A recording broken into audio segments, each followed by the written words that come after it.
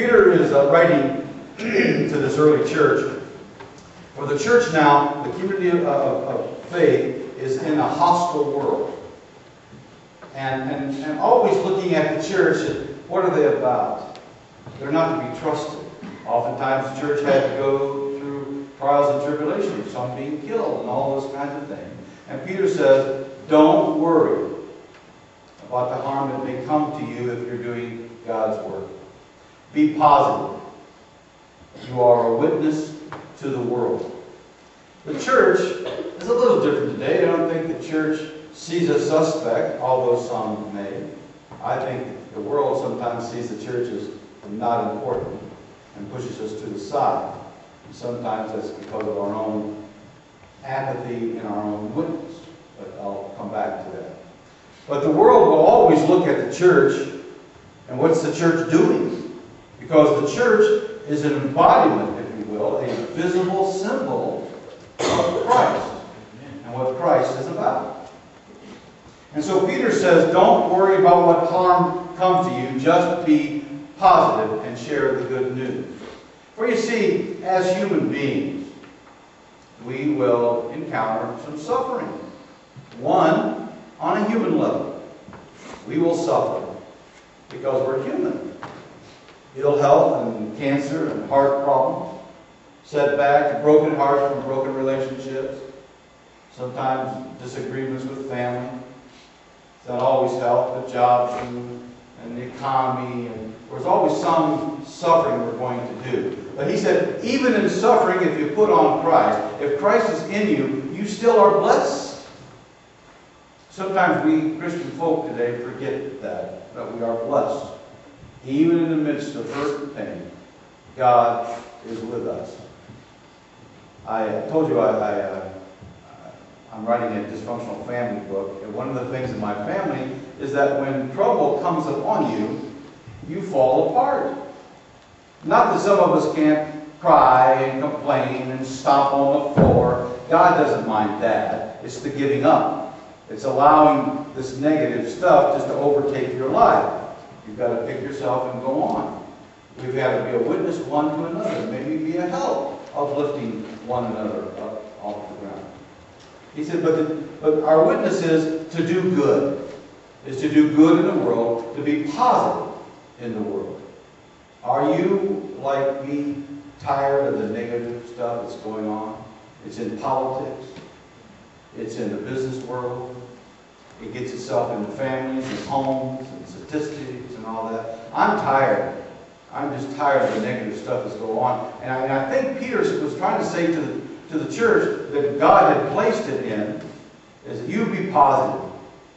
And because when I'm around positive people, I feel more positive. When I hear people struggling with ill health, with heart or cancer, all of a sudden my little finger, that I have a hangnail in, doesn't seem so big anymore. Because just yesterday it was big and I didn't know what I should do, and I'm going to fall apart. And suddenly someone else is suffering and using Christ and saying, it's okay, I'm going to be all right. And I'll say, oh, then maybe I'm going to be all right. You hear me? We need to witness in our life, in our own suffering.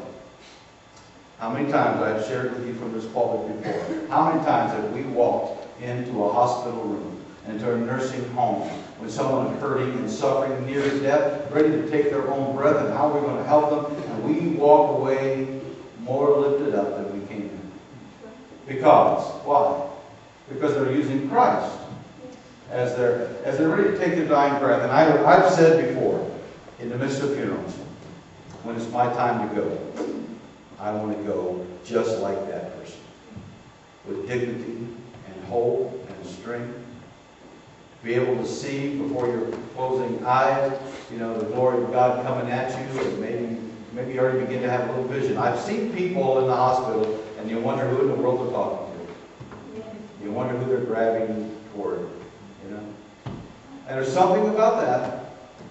There's just something about that. That faith of theirs has sustained them till their final breath. The Scripture said so. Over 2,000 years, the Scriptures have said so, and here it is 2,000 years later, and people are doing the same thing. Maybe are not even that in tune with the biblical message or the scriptures itself exactly, but suddenly doing the same thing, relying upon their faith to sustain them.